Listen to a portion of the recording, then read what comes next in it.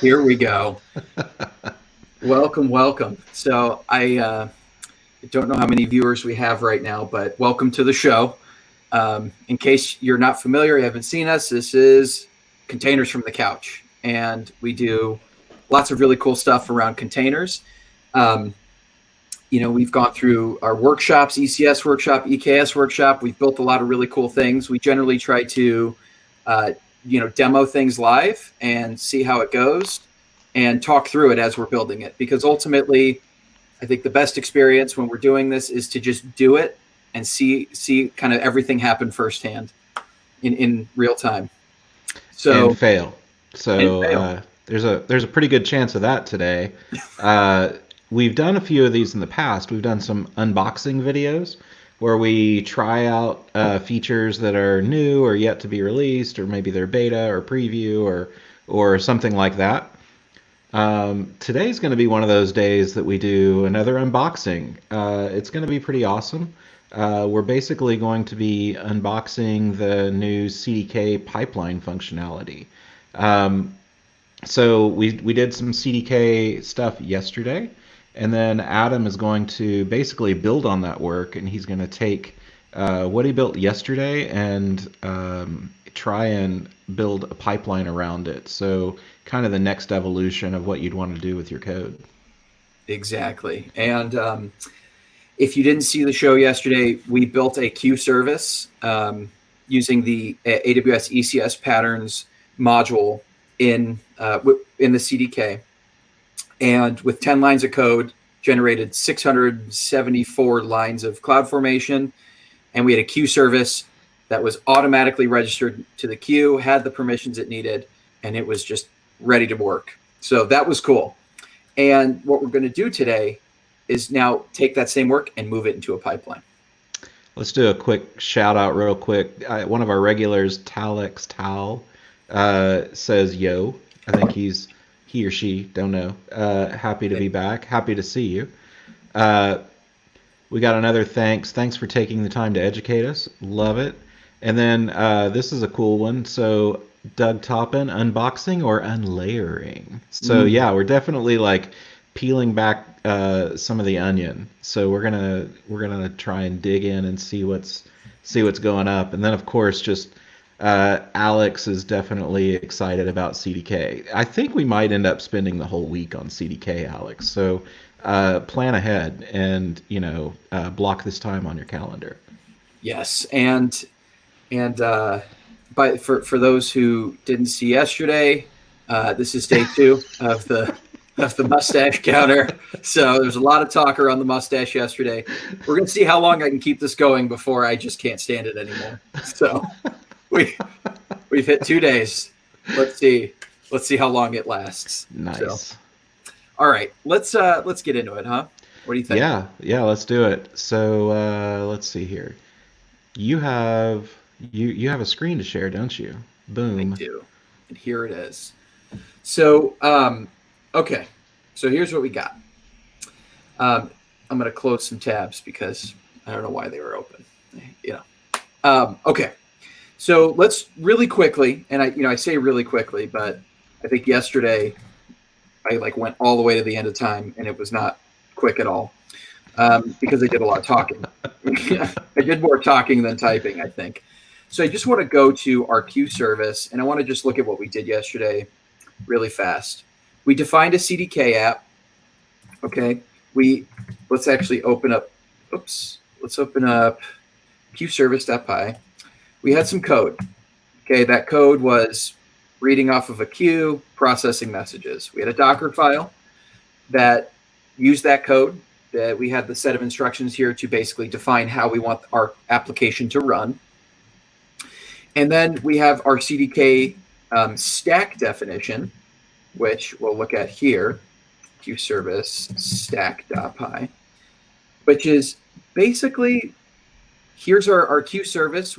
Like I said, we use the high level construct, and I believe we call this like a L3 construct in the CDK. L1 is, does that sound too fancy? It is super Absolutely. fancy, I know.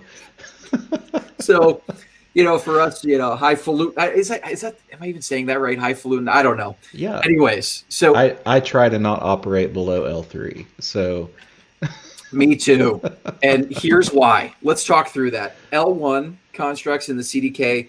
This is going to be a very, very much like it's just a cloud formation construct. Okay, so you're defining your resources in code using Python, TypeScript, whatever language that's supported, but every mapping is one-to-one with CloudFormation. So I still have to be pretty familiar with CloudFormation and kind of get dirty with the CloudFormation details.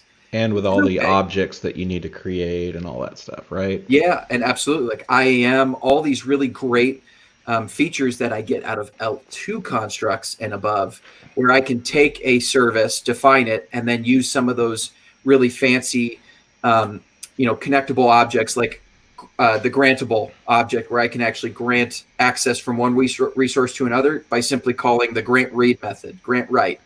So You know, how would you I mean, I know you've referenced CloudFormation, but like what level would you put Terraform on? I would say Terraform's like an L1. I think so. And then Yeah. I might put Terraform modules as maybe reaching to L2. If you had to build a module yourself, then, it's still kind of L1, but you're making it easy on others. Maybe you imported it from, the internet or something and you didn't have to write it all yourself, but it all still, is there and exists. But maybe that makes it L2, right? Yeah, I agree. Actually, yeah, totally agree. Were you going to say something else? No, I was just gonna like say continue. Okay. Yes. So, thank you. So, but even still with these L2 constructs, even comparing the Terraform, I'm still just getting a lot of native components that I don't even have to think about. Because even if I'm using a module in Terraform, you're right. Like if I wrote it, I still have to create the IAM connecting components, the security groups, all that. Whereas the CDK thinks about a lot of that for me. And then we have the L3 constructs, which is like this, where I say I want a Q Fargate service, and it's going to build everything I need. And all I give it is some simple instructions. Here's my resource requirements. Here's my container image. And if I need to override, I can. But otherwise, with the defaults in 10 lines, it builds 674 lines of JSON CloudFormation. Yeah, that's pretty incredible. That's basically almost L5 level, which is sort of read my mind and do what I want. So, Brett, are we talking Amazon levels or no. But in true Amazon fashion, we're going to skip a level in between just to show you how hard it is to reach that level. I like that. I like that. I like that. Internal Amazonians will get that joke. That's right. Sorry about that. I think I explained it. It's not actually a secret. But anyway. So exactly. So this is really taking a lot of the boilerplate. We use that term a lot, boilerplate. And this is really handling a lot of that boilerplate for me. So what we did yesterday was from the command line, we ran a CDK synth. We saw our CloudFormation. We diffed against what was in the environment, and then we ran a CDK deploy. That was pretty awesome, super cool. But now when I want to go one step further, realistically, if I'm running this in production, I shouldn't be doing this from my laptop or from my Cloud9 terminal. Would you agree with that? Yeah, totally. You would want to be completely hands off. So you want to eventually reach the point where get commit, get push, and everything else happens for you. So exactly. I think yesterday is a good example of what you do as a developer. You're working, you want to see it running, you want to get it running in the cloud. But then once you have that, then you want to automate it. So what would a developer have to do in order to build out that complete end-to-end pipeline? Yes. So all really well said. At the end of the day, we do not want to be manually touching our environments. Hey, Del Boy GG, I've seen that's I know, familiar. right? Another regular, he's back. Welcome back. And it's good to see people are coming back and they're not completely horrified. So That's always nice. Maybe a little by the mustache, but that's 2 days. probably days away from being removed. Absolutely. I'm going to take a weed whacker to this thing and get rid of it. But so in the spirit of not touching my environments and not manually deploying anything, let's talk about the pipelines. Because ultimately, when you get from a point where you're done testing, you feel good about what you've built, you want to move it into a CI/CD type process or workflow where on git push, when your code gets merged, it goes through a pipeline, a series of tests, validations, and then gets deployed, to your environments. So let's talk about the CDK Pipelines functionality. This was just announced July 15th. And I want to actually also show a blog that we will share in here in the chat. I definitely recommend reading through this blog. It's a great blog. It walks you through how to use this functionality and talks through the different components and what it takes to get up and running, as well as the concepts. And I want to take a moment to actually talk through these concepts before we start deploying. But so when we look at the concepts here, a pipeline should always have a source, right? So that source is going to be, in this example that we're going to do today, GitHub, but it could be code commit. Bitbucket, I believe, is supported as well. And then there's a build stage. So the build is going to actually compile code. So if I had a Java app, I could run a Maven clean install. If I was building something that actually needed compiling, I could define that in this build stage. Then there's an update stage. So because we're defining our pipeline code in our repo, there is some circular dependency logic there, if you think about it, right? Because ultimately, my pipeline needs to update when I add a new stage. So there's actually a stage within this pipeline, within the construct, that's going to update the pipeline for us. So if we make a change to the pipeline, we commit that code, and it's going to update this pipeline if any changes are made to the pipeline, and then rerun the pipeline again. That's pretty cool. That's actually pretty well thought out.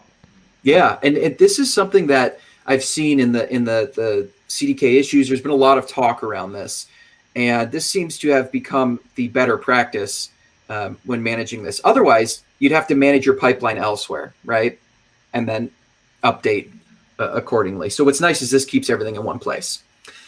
And so when you run the build stage, outside of building and compiling your code, it's also going to run a CDK synth, which is going to compile that assembly CloudFormation template for you, or the CloudFormation templates. And then from there, pass those as artifacts to your stages, and then your stages will deploy to your environments. Okay. So what do you say? Should we do it? I think it's time, right? Let's do it. So I actually have I was testing this earlier, as you can see. But what I want to do is I want to do this brand new and start over. So let's start with what changes we need to make to our application, our stack, to ensure that we can get this running. So we introduce a new class out of the core module, and this class is called the stage class. And what we'll do is we need to now take our queue service stack that we've defined, which is defining our CloudFormation stack, and we need to wrap this into a stage. So let's look at what that actually looks like and what we need to do. So by the way, the CDK docs are going to be your best friend here. I will say that they're not perfect, okay? The documentation can always be improved, and just get comfortable with, depending on the language. So like I said, I like to do this in Python. I said this yesterday. The documentation is geared towards JavaScript, TypeScript. So sometimes you may have to do some conversion on your own to understand the subtle nuances in that. So, okay. So we're going to go to a directory I created called the CDK Pipelines. Now, first things first, Actually, let's look at my app. So now this is my pipeline. So my main app, if you remember from the queue service, was deploying my queue service alone. Okay, it was just deploying a queue service. So the change here now is my main app is actually defining my pipeline. So I'm calling my pipeline class here, and I'll show you in just a moment. And the difference is I'm not calling in my main. I'm actually not calling my queue class in my queue app. Does that make sense? Simplify that. I don't think Yeah, you said that as simply as you could have. Thank you. This is why I rely on you to help me here, Brent. So previously, when I was deploying my CDK app, okay, and let's actually look at it. Queue service, and then we're going to look at the app.py. Yeah, I was going to say, I think we might be confusing app and app.py and, the thing that you wanted app.py to deploy. So maybe we can let's be more specific. So the app.py is like our entry point into our CDK application, okay? And yesterday, we were defining in our entry point, in our main application, our app.py, we were simply just defining our queue service stack there. And that's how we define all of our different stacks that we want to deploy. We're doing that all in our main app.py. So the difference now is I'm going to create a pipeline stack, and my pipeline stack is going to be my entry point now into the application. So instead of my app.py directly calling my queue services app, it's now going to call a pipeline app. And then the pipeline app will call your queue service app. Exactly. Yes. Okay. That makes sense. And let's actually look at what that looks like now. Okay. So let's vim CDK pipelines testing and CDK pipelines stack.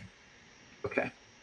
So my stack now consists of a pipeline. So I'm importing the new pipelines module and some other modules that I'll be using, code pipeline and code pipeline actions. These are all, yesterday I had mentioned when you call a construct, there's oftentimes you call other constructs that you pass in as parameters. So these are just some of the other constructs I'll be using. So you can see I'm defining a stack. Nothing's changed here, okay? Except the difference is this stack is defining my pipeline. So I have my artifacts, okay? So I'm just basically creating artifact objects, and I'm defining my pipeline. So let's walk through what my pipeline actually looks like here. So I give my pipeline a name. I'm deploying a Fargate queue service. I'm defining my source. So my source here is coming from GitHub. I have my repository, the owner of the repo, and then my OAuth token. So essentially, to connect, we use an OAuth token to connect from code pipeline to GitHub to pull down any changes. And lastly, I'm creating a synth action. So a synth action, remember, when you synthesize, it's creating those CloudFormation templates for you, and we call that the assembly code. So my synth command. Now, if you're using JavaScript or I believe Java, this is actually, there's even a construct you can use called simple npm or npm synth action, which you don't even have to define this. But because I'm using Python, there's not a construct for that yet. Yet being the keyword. Yes. So we have my synth command, which is running CDK synth, which is going to generate the CloudFormation and put it in the CDK out directory. Then we have the install command. This is just installing the version of CDK and then any of my CDK requirements that I need to run. And we're passing in, at the end of this stage, it's going to take all those artifacts and put them into basically behind the scenes an S3 bucket that's going to allow the next stage to pull those artifacts down. So that's what I'm defining in my source artifact parameter, as well as the cloud assembly artifact. So the cloud assembly artifact is going to be the output of the CDK. The source artifact is going to be the actual Git code. Does that make sense? Because it's a lot. It's a Yeah, lot here. it is. It's a lot. So if Tell me when you're at a good question stage, by the way. I'm ready for questions right now. What? I figured you would have a point where you were pausing right. for something. I'm going to wait. You're absolutely right, Brent. So let's actually get this deployed. So what I want to do first is I want to deploy the pipeline. This pipeline is only going to deploy, this code is only going to deploy the pipeline right now. Okay. What it's not going to do is actually deploy my stages where we're going to build and deploy our queue service code. Okay. So I want to do that right now. And actually, since I have this environment up and running, probably going to have some conflicts here. So I probably should just go ahead and delete that from CloudFormation. And while that happens, I think we should take some questions. Sounds good. So a couple of quick comments real quick. Del Boy, back when we were doing it live, he was like YOLO. So thank you for that. Yeah.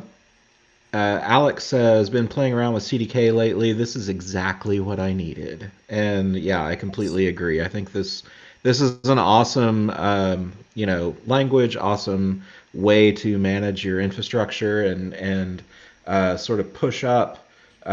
Get away from thinking about building infrastructure the way you want it to be built and start thinking about building constructs. So by managing constructs, then you can roll out, infrastructure, or let developers roll out their own infrastructure and have it be built the way you want it to be built. And, let's really quick talk to the point of constructs.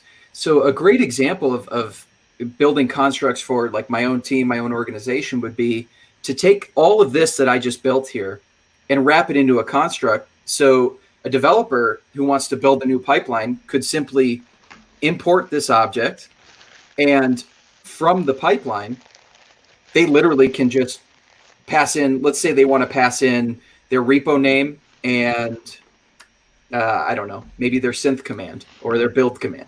Yeah. And then those could be parameters to this construct. And now the developer who's adding a pipeline to their code base is just doing one line, importing a construct, and that's it. Exactly. So that's definitely a good practice to take on. So what else do we got? We also have, can you talk about CDK pipelines between different accounts? Yes. And this is where this pipelines construct is crazy cool, because I can, in my stages, so I could have a stage that's deploying to, which we'll get to in a moment, but I'm going to jump the gun right now. I could pass in an environment here that could define account 1 and region, US West. This is, by the way, not real code, but it's passing in.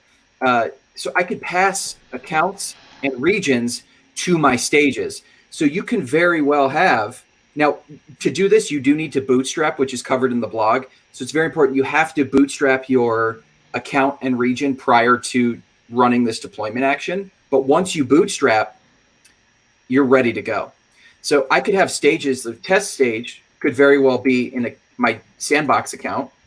So sandbox account 1, but then I could also have another stage that would theoretically deploy to my staging account or my QA account, account, and that could be in a different region too.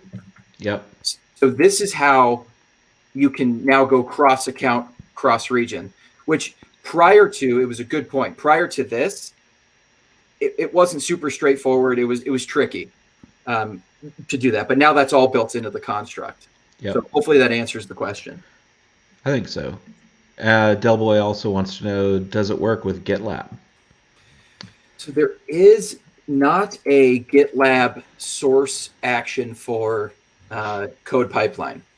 I think, isn't it basically limited to just everything that code pipeline can pull from? Exactly. And which is, like I mentioned, a Bitbucket, GitHub, code commit. And I want to say there's another one that I just can't think of. But Feature Do, requests. yeah, exactly. Do you know if Code Pipeline can work from a basic uh, Git repo in just maybe a pull mode? Pull mode? So it can work with S3. But it can do polling, but it has to be with one of the integrated providers. Okay. So you can't go outside of one of these integration providers. But we can also look and see. I could be wrong on that too, Yeah. because things change. And this is one I haven't heard of. I should go and investigate. We found that our CDK doctor is very useful. Is a very useful command in our GitLab CI/CD. So Nice. CDK doctor, didn't know about that. CDK Doctor. Let's look that up. Oh yeah. This is a new functionality that's been added. Yeah, this is really cool. Yeah, good tip. Yeah. Delboy. Yeah. So, all right. Now, what I want to do is I want to get this deployed. So Yeah. let's look here. We'll continue the questions once we reach another stopping point. Yes. So I have my pipeline definition. This is all we have right now. Okay. So this is going to give us a shell pipeline that's going to point to our Git repo. Okay. This is the repo that I'm in. And I have the secret value to get it all connected. So let's get status. Actually let's get add. What did I actually modify? Oh, I see. Got it. So what we're going to do. Can't tell you how many times I ask myself that. What did I change? So first, we're going to deploy the stack. We're going to deploy it locally from my local machine. And this is going to give us the pipeline shell in the environment. Now, once I deploy this, it's automatically going to look at my source Git repository and trigger right away and start building, because I've told it, in my logic here, here's what you need to do. Here's the repo we need to look at, and so on. So again, this is creating CloudFormation templates and deploying them. So if I refresh, go to the CDK Pipelines testing, this is my stack name. It's going to start creating the resources for me. Nice. So do we have a good waiting point here? I think so. Sweet. So Krenin says, hey guys, is there a way to also use the CDK to create triggers in GitHub, like, for example, when opening a pull request? I don't think CDK specifically can do that, but you are in a programming language, so there's really no reason you couldn't, have that be, if you wanted that to be part of your code, you could import whatever library you use to manage GitHub Actions, and then, make calls to GitHub to set actions or do whatever logic you're wanting to build with those. So yeah, so outside of this process, let's say it was you want to have a pull request builder. Let's say every time I merge code, I want something to run a CDK diff. There is a code build action that's tied to GitHub that will actually create the webhook for you on pull request, and it will run whatever you've defined in your build spec YAML. So it is doable. But that's just using, let me find it, AWS CDK code build. I want to show you, because this is, again, one of these cool things that's available to you. So there is, anyways, I'd have to find it, but there is a way with the code build projects that you can actually sync a code build job directly to GitHub. It will create the webhook for you, and you just say, here's my branch, here's the build spec, which the build spec in code build is your build definition. So, when you think of CI for code build, it spins up a code build container, it runs your logic, and then shuts it down. So your build spec defines what that looks like. Yep. So let's see, what else do we have? Yes. Kieran MK says, I'm a DevOps person. Now, should I should I be learning Python or any other programming language to create pipelines and work with CDK? Um, I think it's certainly a good idea, and we aren't gonna tell you which language. That depends on your environment and what you already know and your past experience. But this is available in several languages, so definitely evaluate for yourself which one is going to be the easiest for you to ramp up on. But yeah, this sort of level three way of managing infrastructure is the future. And CDK isn't the only one out there that's doing this. There's also Pulumi and there's Ballerina. We just happen to know some people on the CDK team, and we kind of love what they're doing. So they're obviously AWS focused, but they aren't AWS exclusive. You can use the CDK to output in Terraform, and we'll be looking at that later this week. And you can use the CDK to output in YAML for Kubernetes definitions too.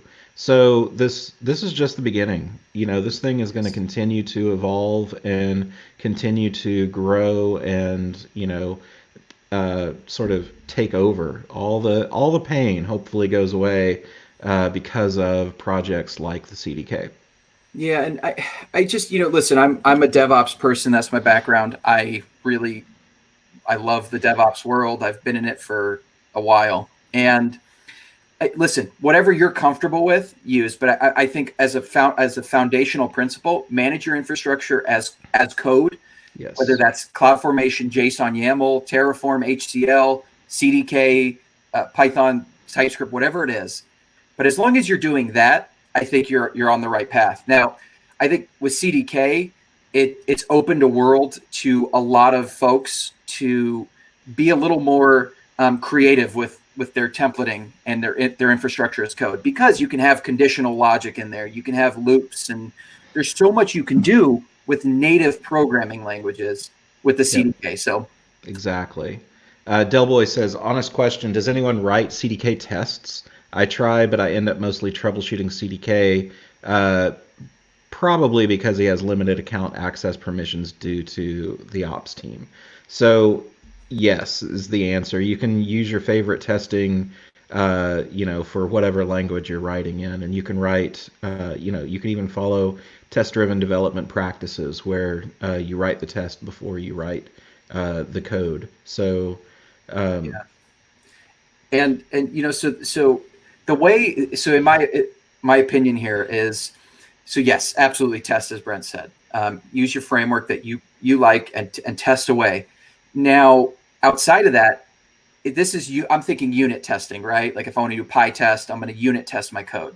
That's great to confirm that my intent is, my delivery is matching my intent. But outside of that, this is where having like a way to, on a pull request, build a test environment. Like if you're ready to merge something, you can have a way to, on pull request, build something or run a CDK diff, output that to your pull request code so you can see, here's what would actually change, here's what this would build, or hey, it's broken. So I do think there's some value to automating the integration tests as well with CDK. So people do it, yes. There's quite a few. On the note about GitLab integration, quick little turtle mentions you can use a GitLab trigger to bump to S3, and then S3 can trigger the pipeline. So that might be a good workaround for you. Yeah, and we'll keep going after this next section. Yes, thank you. Okay, so you see, I deployed my pipeline. It automatically triggered.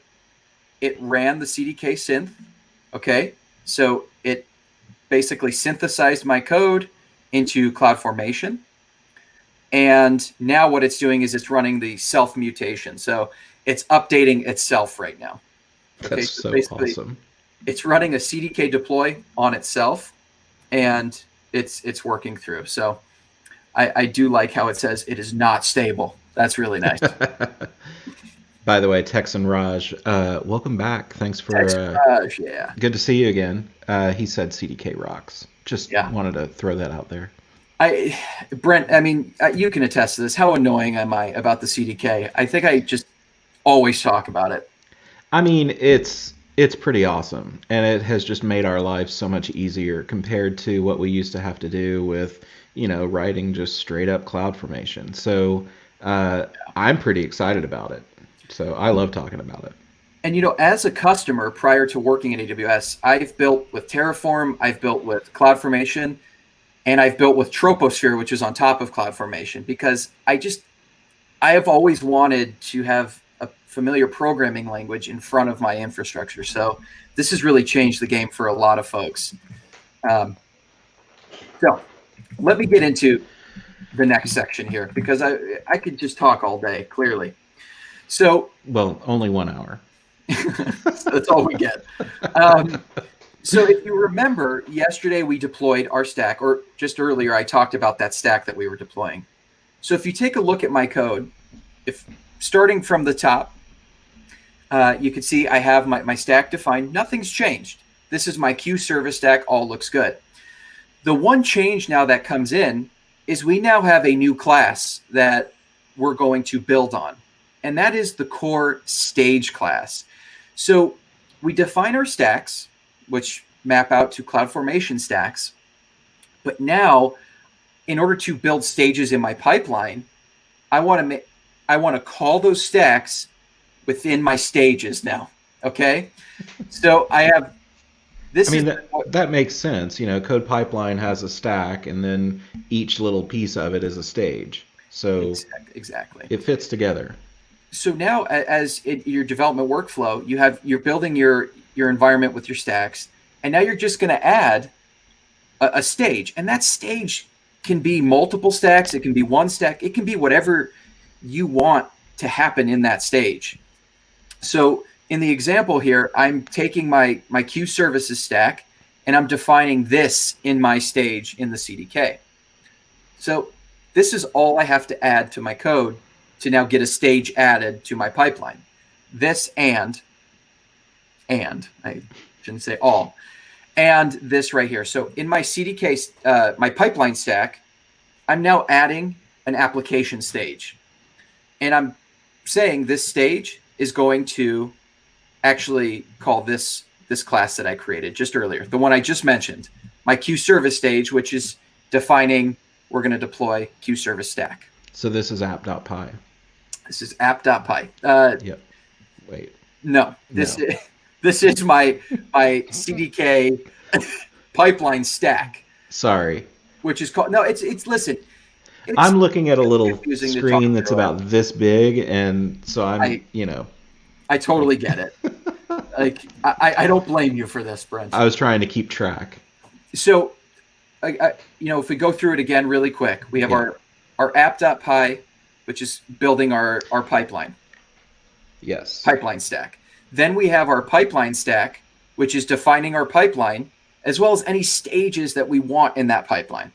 Mm-hmm. Now, the stage I'm calling in this pipeline is a queue service stage, which I've created in my queue service stack, or my queue service app.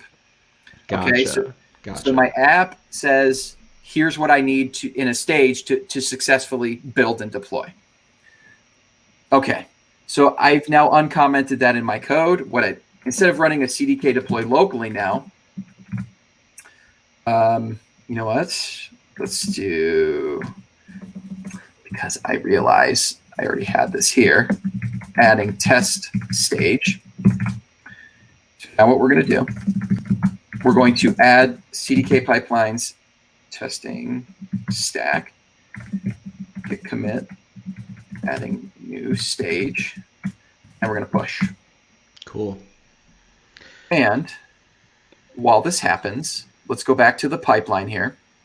And it already sourced. Did you see how fast that was? Did it just do I don't even believe it.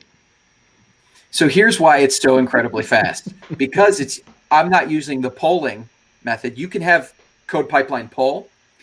I'm actually using the webhook integration. So it's lightning fast. When you push a commit, the webhook fires right away.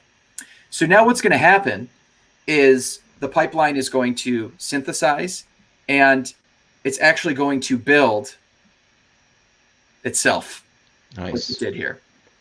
That's awesome. So if you just take a look at what happened. Now, I see it's red here. I don't know what failed. I'll have to look. But, actually, this is weird. Like we may not have, is that red from the previous run? I think so.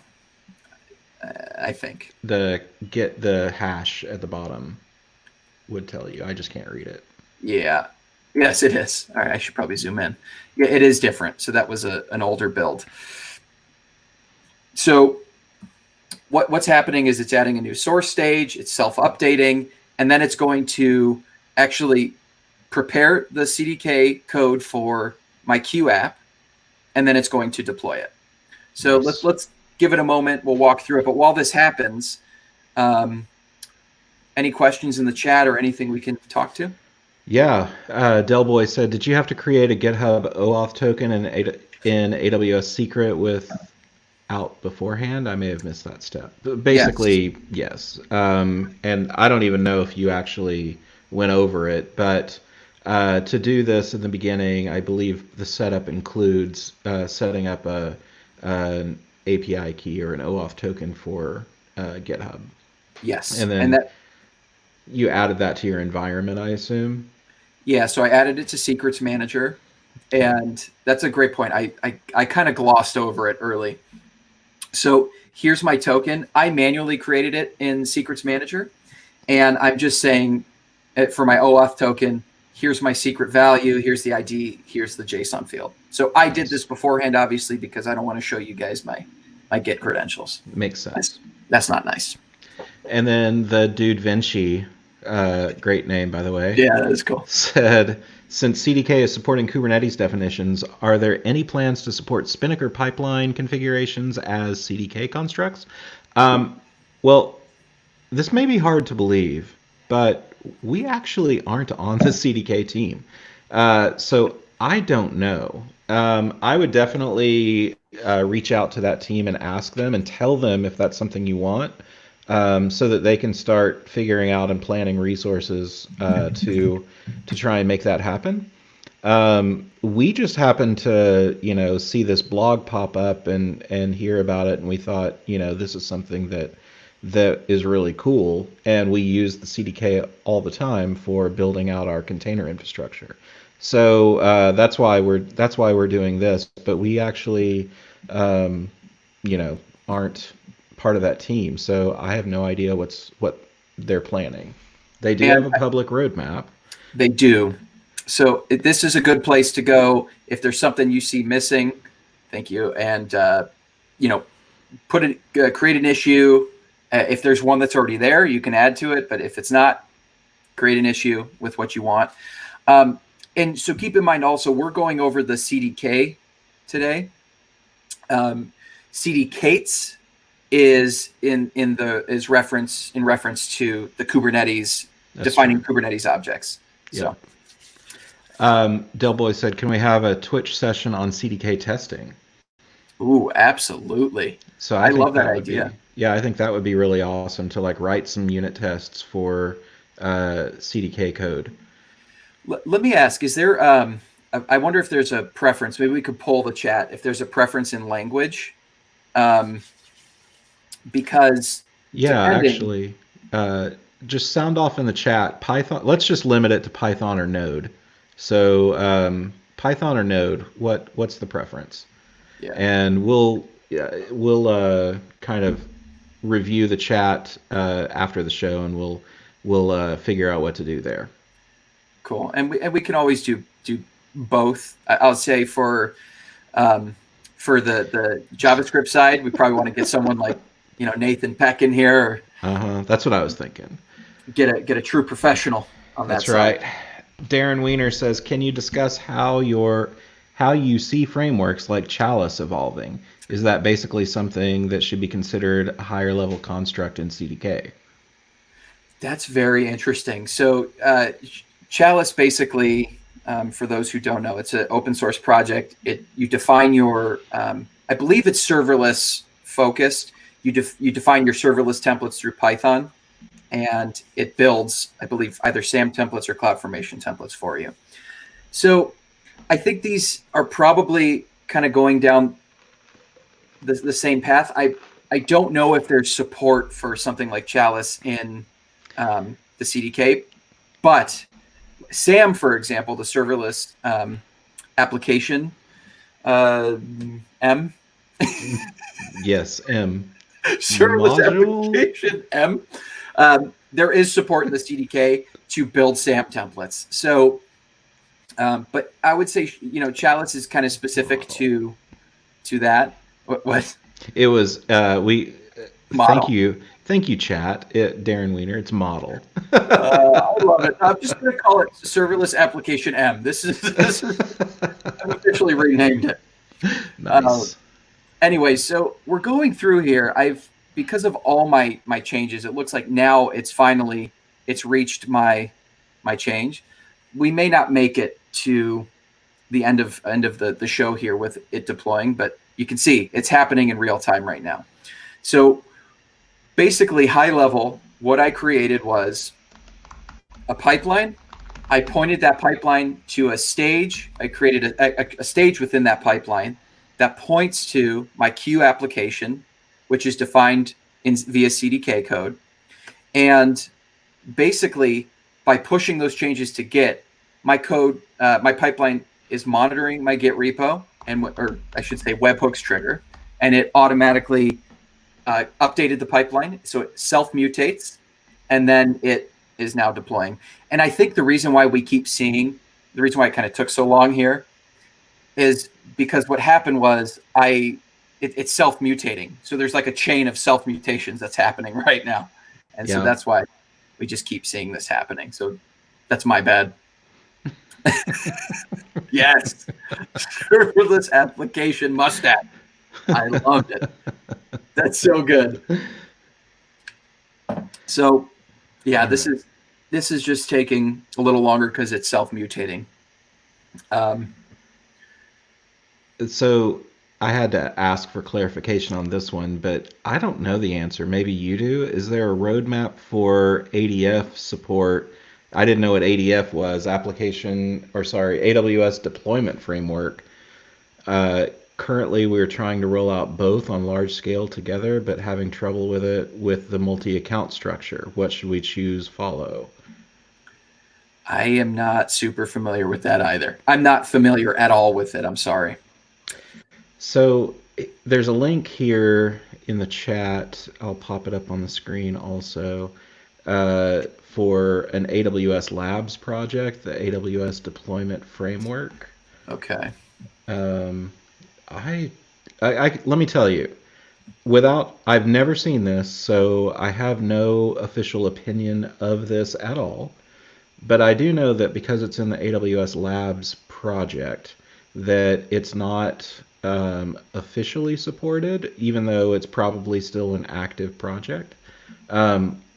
So not saying don't do this, but I would probably value CDK over this simply because there's a team behind CDK at AWS and it's officially supported and you can go through support channels for it and it has resources dedicated to developing it and maintaining it. So no real opinion on ADF per se because this is the first time I've ever seen it, but just from that standpoint, I think if I had to pick between the two, it would probably be CDK.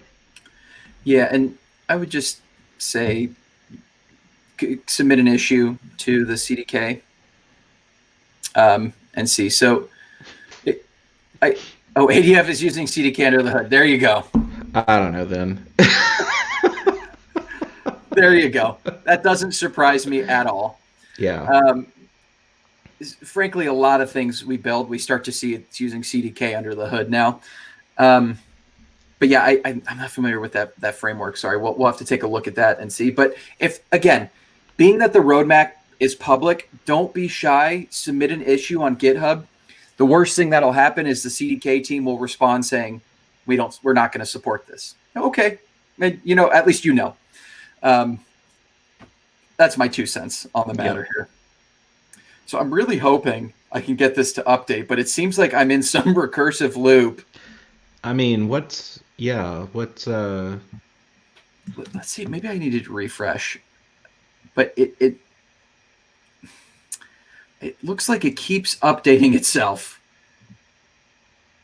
So it seems, yeah, I don't know if this is just something I did here. I wonder if we shouldn't have these two things in the same code base. Maybe. The stacks, I don't know. Yeah. Huh. But anyways, so the one thing we can see is, and by the way, this failure is basically a way of the pipeline saying, stop here, rerun again, because it's the self-mutation. Mm-hmm. Oh, so it was failing. Let's look at the failure. Yeah, but no, the failure was just not a real failure. It was self-updating failure. But so we can see again, if it mutates, it's clearly, if it does it again, I've done something that's caused this recursive loop, and that's crazy. But the general idea here, before we get caught up in all the errors I made, the idea here is defining my application in the CDK now. Kind of we're branching out a little bit. So not only am I defining my stack, but now I'm able to define my pipeline and my stages in the pipeline in a pretty straightforward, simple manner. This is this functionality is developer preview, so it is not actually, it's not GA yet. So as you see things, if you play with this, if you see issues or you see anything that you think should be changed or you have an opinion, please add to the roadmap, submit an issue, and let the team know. Yep, open GitHub issues on that project directly, and that'll go straight to the team. They are monitoring that project, so you cut straight into them. Yeah. The dude Vinci wants to know, how do you prefer to keep CDK organizationally? A mono repo? Well, I can tell you right there, that's full stop no. But I'll continue reading. A mono repo for shared resources and individual CDK apps that reads from the mono repo's CFN outputs? Or do you keep everything in a mono repo or micro CDK repos everywhere? Listen, this is very much opinionated, and I think Brent and I could spend hours talking about how we feel about mono repos. Yes. But listen, it depends on your structure, because Brent, Conway's law, right? Like ultimately, yeah, you build things that are built. You build what a team builds is tends to mirror the way they're organized. So if you are a team that's all remote, I guess we're all remote these days, but loosely coupled, then you're going to build loosely coupled stuff, and you're probably going to want your code to be organized as loosely coupled code. If, on the other hand, you're all sitting together and shouting at each other across the room, you're probably going to build tightly coupled stuff, and a mono repo might be the way you want to organize things. So me, I will never build a mono repo again. So yeah, it's I have my own sort of religious beliefs on that topic that'll prevent me from ever doing that again. But it's really up to you. And so to speak to what Krenin said here is, yes. So if you're to build, let's say you have a platform team that builds and manages all the constructs, you can import those constructs. You can do like a Git submodule, and then you have that code available. But also, if you need to stitch things together, yes, it's going to be the CloudFormation outputs. So, yeah. With CDK, if I need to, if I'm building an ECS service and I need to reference an ECS cluster, I make that cluster name or ID and output from our main stack, and then I use that as the input to create the ECS cluster object, and then that's how I'm able to then work with that existing cluster. So I prefer more micromanaged, micro repositories, because that way there's, to me, when you start getting thousands of lines of CDK code all in one, app pie or just one file, it becomes hard to read. Mm-hmm. So yeah, exactly. And there's also, then what's the downside to call them micro repos? It's that you have to know everything that you need to have checked out, and potentially even where it should be checked out too. Because when your code goes to import something that's in another repo, it needs to know how to find it. You could, there are ways to mitigate that, but we won't go into that. But this is, like I said, this is borderline, discussing favorite IDEs and text editors, right? Exactly. There's going to be people that fall on both sides of the opinion, and I don't necessarily want to say one way is better than the other, but I know what is better for me, and Adam knows what's better for him. So I think this is just a personal decision that you have to sort of arrive at, and then you have to, evangelize it to the rest of your team and get the rest of your team on board too. It's best when the whole team agrees one way or the other. Yeah. And then there's a question about systems, SSM parameters. So I think there's two ways that we can dynamically kind of populate values. One is to use SSM. So you can use SSM to output, but as Darren said here, when it comes to updating in the CDK with CloudFormation specifically, I have seen this as well. SSM can run into some collision issues and it fails. So this is where the CDK JSON is actually really powerful. I can call, in my context, I could, in my CDK JSON, have a dev, stage, prod, top level, dictionaries or JSON objects. And then within them, I can define VPC ID, stack or ECS cluster name, whatever that is. Now, that's not dynamic, but if these values are going to be static or relatively static, I can keep my parameters, all my, kind of environmental things stored in my CDK JSON, and it's all stored in the same place. So, yep.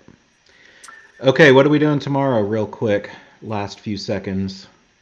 What are we doing tomorrow? I forgot. Tomorrow, were we going to look at CDK to Terraform? Yes, we're going to try that tomorrow. Yeah. So again, never done it before. We'll see how it goes. But come back tomorrow and let's explore it together, and we'll see what we can break. Yes. Perfect. All right, everyone. Thanks. Great chat today, and hope to see everyone tomorrow.